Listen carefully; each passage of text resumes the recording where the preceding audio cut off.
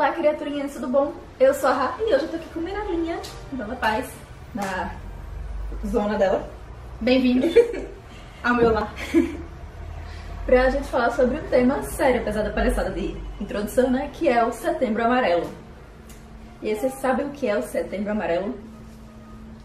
É o mês da conscientização às doenças mentais, principalmente depressão e suicídio, né? São dois temas que a gente não conversa no dia a dia da gente, de jeito nenhum. São temas super tabu ainda, infelizmente. Tipo, mal se fala, não é exposto assim, tanto na mídia, principalmente o suicídio. É aquela coisa que é muito velada, é muito segredo.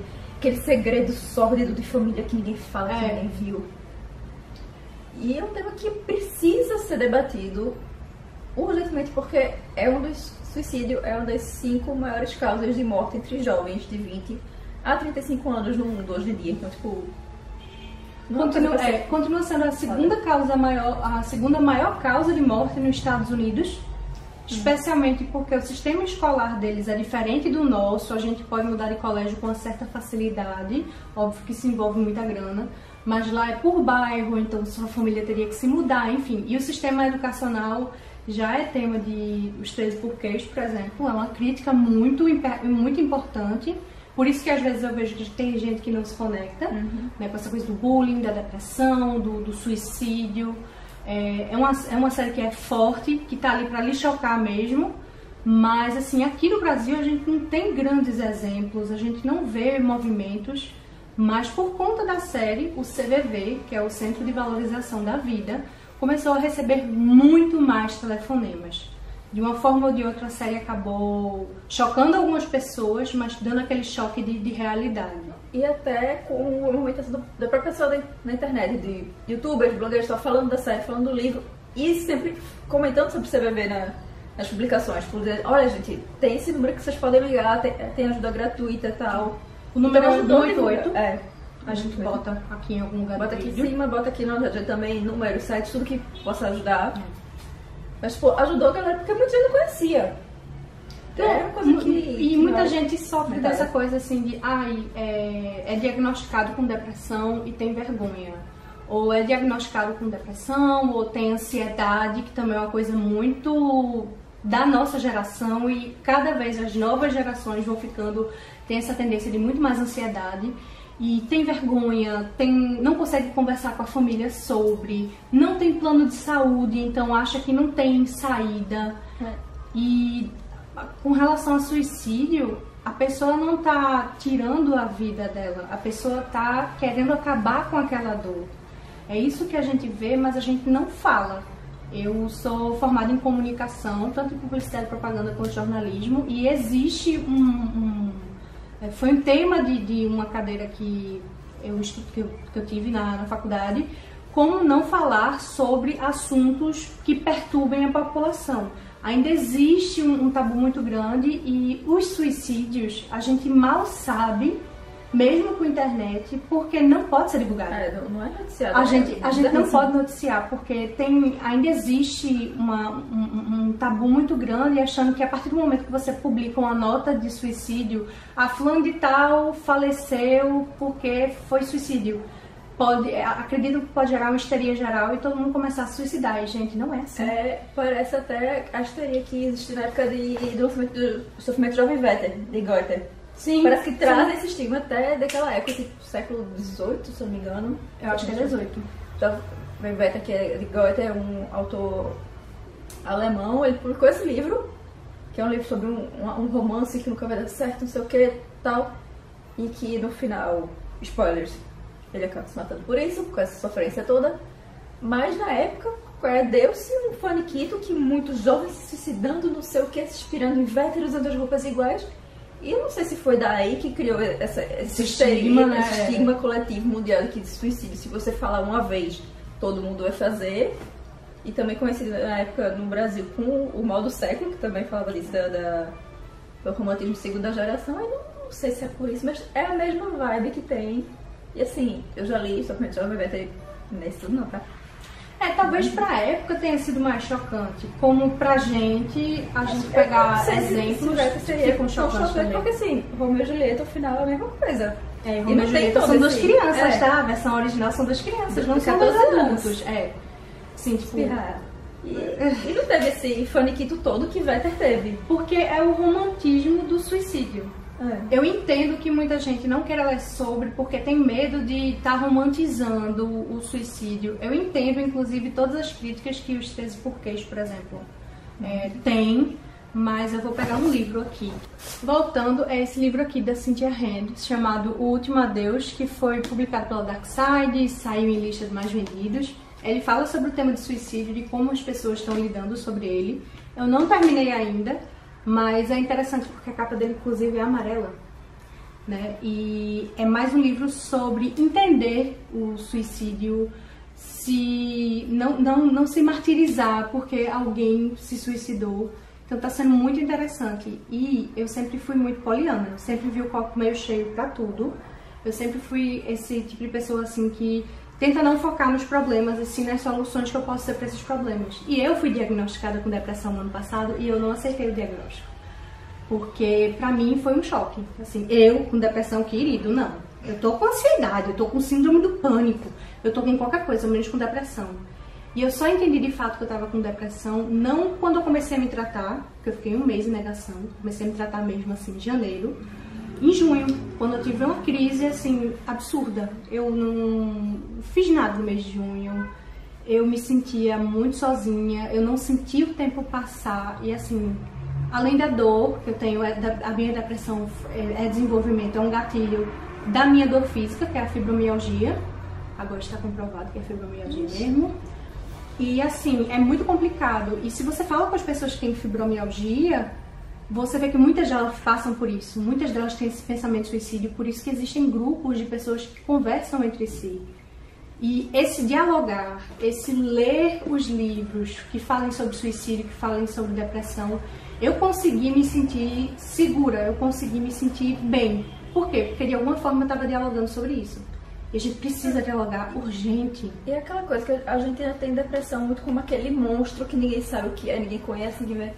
Porque a gente não fala, não debate, não mostra sobre, então, tipo, todo mundo quando pensa em alguém depressão, pensa ou é alguém que tá querendo chamar atenção, porque acha que depressão não é uma doença de verdade, ou é alguém que, tipo, tá todo dia largado, não quer fazer nada da vida, desistiu de viver. Acha que depressão é isso, e não é. Depressão, um dia você tá ótimo, tá maravilhoso, tá tudo perfeito, o mundo cor-de-rosa, e no outro dia você não consegue nem sair da cama. E, por exemplo, esse conceito de depressão e síndrome do pânico, tipo, quem tem síndrome do pânico, depressão e ansiedade, por exemplo, é Padre Fábio de Mello. Outro exemplo que a gente pode trazer, inclusive na religião, ele fala muito disso. E no ano passado, ou foi ano retrasado, ele teve uma crise muito feia, que ele não tinha há muito tempo, tomando medicação, tendo acompanhamento psiquiátrico, tendo acompanhamento de terapia, fazendo as coisas dele, tentando ter uma rotina saudável, inclusive no que é ele como pessoa, ele como padre, ele como missão de vida dele. E ele, assim, disse que, quando ele confessou que ele teve essa última crise recente, ele disse que quando entendeu que estava na crise, ele estava embaixo da cama dele há 3 dias. As irmãs dele tentaram tirar ele de lá e ele não conseguia sair. E mesmo tomando remédio, então ele teve que reorganizar e reequilibrar essa química do corpo dele. Depressão, síndrome do pânico, ansiedade, não é só o extremo dessas coisas, né? A gente tem, a gente fala muito que, a gente acha muito, eu tiro muito por mim, depressão nunca ia ter vontade de sair da cama. Você tem vontade de sair da cama, mas você sente um vazio. Mas cada pessoa vai sentir isso de uma forma diferente. Mas como a gente não dialoga, como ainda é um tabu muito grande, a gente nunca sabe pra onde ir.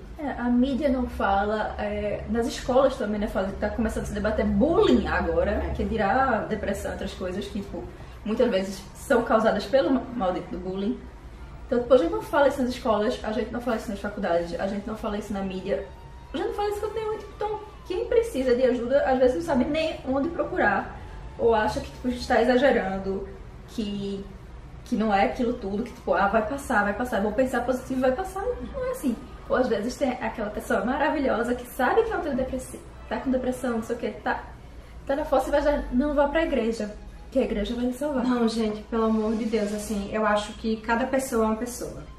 Eu tô tirando pela minha experiência, eu tô falando aqui com vocês, abrindo bem o coração, porque no meu Instagram de vez em quando eu converso um pouco sobre isso. mas pouco, porque eu fico assustada com a quantidade de mensagem que eu recebo de gente dizendo que isso é falta de Deus na minha vida, isso é falta de fé, isso é falta... Eu acho que fé, isso é relação com algo a mais, com a sua divindade, não tem nada a ver com isso. É óbvio que tem gente que consegue, com meditação, com a ajuda na sua igreja, na sua congregação, enfim, com sua religião, encontrar uma paz de espírito suficiente para tratar a sua depressão ou qualquer outro transtorno psicológico. Mas aí é como qualquer outra doença. É de pessoa para pessoa. E tipo, você querer dizer que para uma pessoa que você não sabe nem qual é a religião daquela pessoa, quer dizer que é falta de Deus, que Jesus vai lhe ajudar, vai lhe curar, você está impondo sua religião. Você tipo, não está acreditando que a pessoa tem um problema, que a pessoa tem uma doença, você está querendo impor que aquilo que funciona para mim, aquilo que eu acho que é certo, é a mesma coisa pra você. E não é assim, gente. Tipo, depressão é uma coisa muito séria. Depressão, síndrome de pânico, ansiedade, pensamentos suicidas, tudo isso. Coisa muito séria que tem que ser tratada com muito cuidado quando a gente vai falar com a pessoa. Porque qualquer besteirinha desse que a gente pode falar pode ser um gatilho muito grande. Né? Mas assim, saúde mental a gente tem que pensar ela como saúde como um todo. O seu check-up anual também deveria ter esse foco na saúde mental, mas a gente só faz os exames para ver o corpo, né? Até porque a maioria dos planos não cobre psiquiatra, não cobre psicólogo, tipo, tem que se correr atrás do dinheiro. Até o SUS mesmo, pra você conseguir isso, é um milagre. Tem universidades, tipo a Universidade Católica, a Federal também, a Federal, que tem as clínicas escolas, isso, que são ou gratuitas ou um custo muito abaixo da média para você ter uma consulta. Tipo, você paga uma manutenção R$20 por consulta ou R$40 por mês para você ter direito a acesso. Mas às vezes também só existem as opções de grupo. E você não vai se sentir bem em grupo para falar sobre as coisas que estão dentro de você, né? Tem um negócio que algumas delas só funcionam dia de semana, então tipo, quem trabalha já não tem opção. Quem estuda também, dependendo do horário. Elas só horário. existem nos centros urbanos, de grandes centros urbanos. Então quem tá no interior não tem opção nenhuma, infelizmente. Porque tem centro interior que nem psicólogo tem, nem particular, nem SUS, nem nada. Não existe psicólogo naquela cidade. Eu gosto de pensar, sabe? Porque se tendo e tendo acesso já é complicado. Imagina, tipo, e assim, e nem todo mundo se dá, por exemplo, com psicoterapia e análise, né? Terapia. Tem vários tipos de terapia que a pessoa pode praticar, tipo arte-terapia. Eu tenho muita facilidade para falar. E eu já tive acesso a psicólogo por causa de outras coisas. Então eu sei como é a dinâmica e se você confia no médico, você vai falando. Mas tem gente, por exemplo, que só consegue escrevendo. Tem gente que vai ter que depositar aquilo ali numa pintura, alguma escultura, alguma coisa. E tem várias maneiras de a gente melhorar a nossa saúde mental, mas a gente precisa enxergar que isso é tão prioridade quanto a saúde do corpo. Quanto ao quanto de gordura que você tem no seu corpo, com como está seu coração, como está seu rim. Mas a gente ainda não consegue fazer isso. Porque não adianta de nada, tá com o corpinho todo saudável, as taxas todos em dia, tal, aquele corpinho de musa fitness e a cabeça tá 1000 por hora indo ladeira abaixo. Então assim, cuidem da saúde mental de vocês. Tem algum texto que fala assim, de cuide sua saúde mental. Se eu encontrar o texto, eu passo para cá, eu vou botar no link. Mas ele fala assim, como a saúde mental, os diversos pontos da saúde mental tem a ver com nossos pontos, né, de saúde física. E, por exemplo, a dor é uma coisa muito relativa, e eu vou dar muito esse meu exemplo. Eu demorei 3 anos para ter um diagnóstico de fibromialgia, mas ainda tem médico que não me lê como fibromialgia.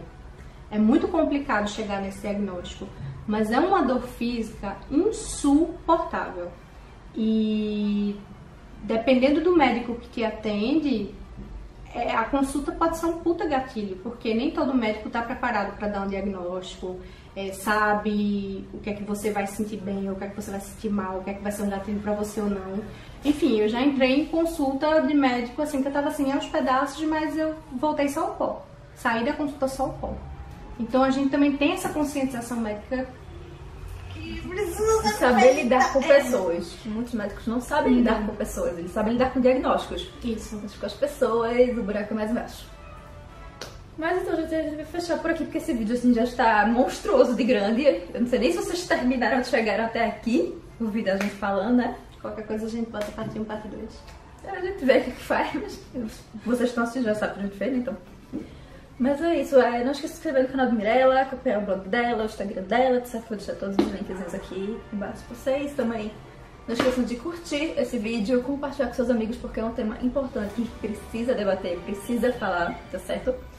Também se inscreve aqui no canal se ainda não é inscrito e me acompanha lá no Instagram e no Twitter, tá certo? A gente vai ficando por aqui, com a dica de leitura, inclusive. E durante todo o mês de setembro eu vou botar um vídeo por semana falando de algum livro que tenha a ver com o tema de saúde mental, suicídio, depressão, vigorexia, enfim. Alguma coisa assim, do tipo. Setembro Amarelo. No canal ou no Instagram? No canal. No canal. No Instagram já desisti de subir. Então a gente fica por aqui e até o próximo vídeo. Tchau! Tchau!